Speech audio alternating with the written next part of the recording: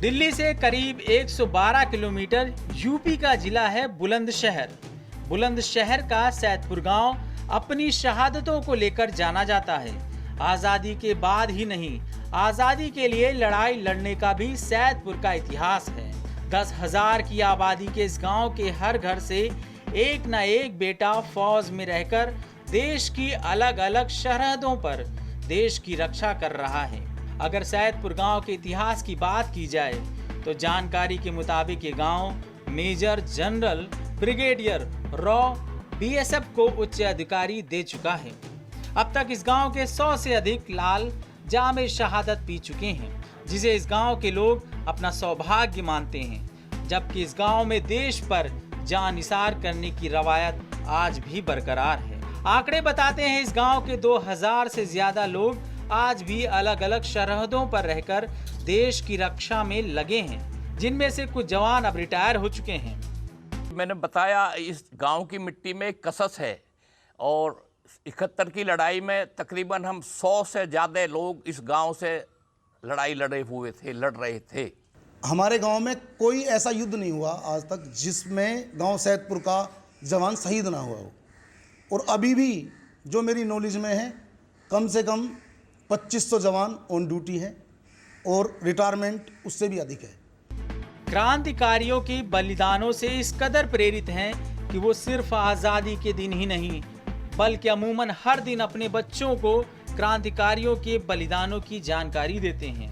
अगर ग्रामीणों की माने तो इस गांव में किसी भी बच्चे के जन्म लेने पर उसके माता पिता उसे देश का रक्षक बनाना यानी सेना में ही भेजना चाहते हैं, जिसके लिए वो उसके बचपन से ही कुछ इस तरह तैयारी कराते हैं कि जब वो युवा होता है तो देश के लिए कुछ कर गुजर जाना ही अपना लक्ष्य बना लेता है। यहाँ रहने वाले युवा और बच्चों को ज्यादा से ज्यादा क्रांतिकारियों के बलिदान और देश के लिए अपने प्राण न्यौछावर कर जाने वाले वीर सपूतों के बारे में बताया जाता है। स्पेशल रिपोर्ट, भारत समाचार। हम देश की सेवा करना चाहते हैं और हमारा गांव भी पहले से ही सैनिकों का देश रहा है।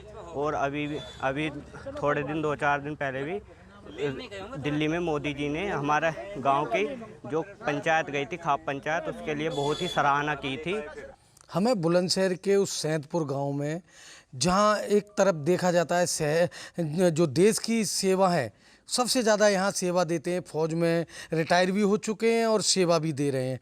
बात करते हैं, सूबेदार जी हैं, राष्ट्रपति से सम्मानित हैं। बात करते हैं, सर क्या नाम है आपका? मेरा नाम सूबेदार स्वरूप सिंह है। स्वरूप जी, आपने देश की सेवा की है, किस तरह का यहाँ गांव का माहौल है? कितने लोग नौकरी करते हैं? क्या है पूरा गाँव का? वो ये गांव देश के कोने कोने में सेना के नाम से जाना जाता है। सेकेंड वर्ल्ड वॉर से लेकर आज तक इतिहास है, हमारा मेमोरियल इतिहास है।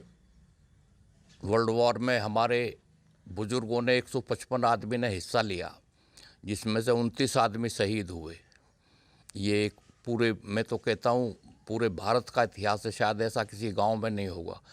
उसके बाद चाहे तो छोटा ऑपरेशन हुआ हो, चाहे खुला युद्ध हुआ हो, मैं भी 71 का वॉर हीरो हूँ।